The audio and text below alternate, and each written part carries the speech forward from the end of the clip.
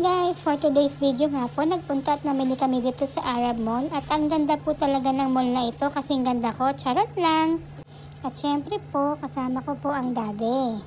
At siya po ang pinapapili ko ng shoes para sa akin kasi pagdating talaga sa mga shoes ay tunay naman talagang kagaling pumili ng daddy. Dito sa unang store na pinuntahan namin, nakapili ako ng Adidas pero wala yung size ko kaya naghanap uli kami sa iba. In fairness po talaga, maganda rin tong store na to, tong Sun and Sun Sports. Kasi meron din silang sale. Yun nga lang talaga, wala yung size na napili ko. So, ang bagsak nito, ang ending ay, syempre, window shopping na lang muna. Pag marami ka talagang pera, naku, napakasarap talagang mamili. Yung time na nga na ito ay pinipilit ko si daddy na bumili naman ng para sa kanya. Aba, ako lang talaga ang gusto niyang bilhan. Ay sana all na lang talaga, mahal ka. Ang balak nga namin dito ay bumili kami ng dalawang pares na Adidas. Itong white na tinuturo niya, kaso ala akong size. So, nag-change ang mind niya, kaya ako na lang daw ang bibilhan niya. So, balak din namin sana bumili ng mga t-shirt dyan, kaso parang hindi naman namin kailangan. So, hindi na lang din kami nakabumili. Hindi kami bumili or talagang kuripot lang talaga kami siguro. So yung time nga na ito ay medyo palabas na rin kami kasi wala na nga yung available na shoes na gusto namin. So maghahanap kami sa ibang store. Minsan kasi din kahit naman hindi mo gustong bumili or bilhin, parang ang ganda rin magtingin-tingin lang, ganyan, tingin-tingin yan.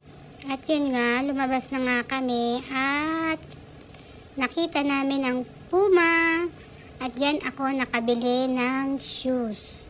Meron silang 40% sale. Syempre, ang dami rin maganda talaga din.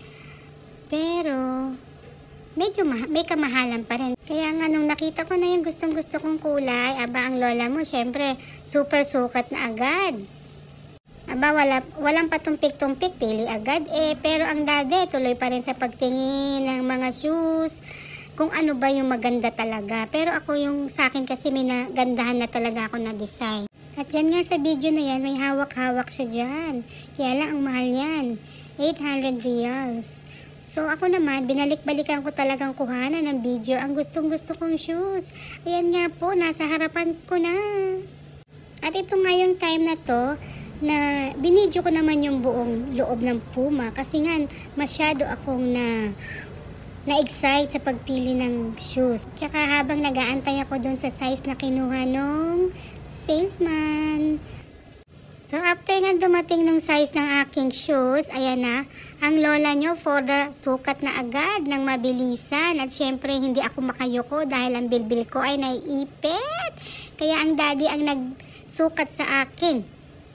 O diba, napaka-sweet talaga at masyadong maalaga at maalalahanin ng daddy. So ito na po talaga yung napili ko, kaya binayaran na rin ng daddy. At yan, yung time na yan, naisukat ko na ng ayos. Kaya ready to pay na talaga siya. Kaya hanggang dito na lang po. Salamat!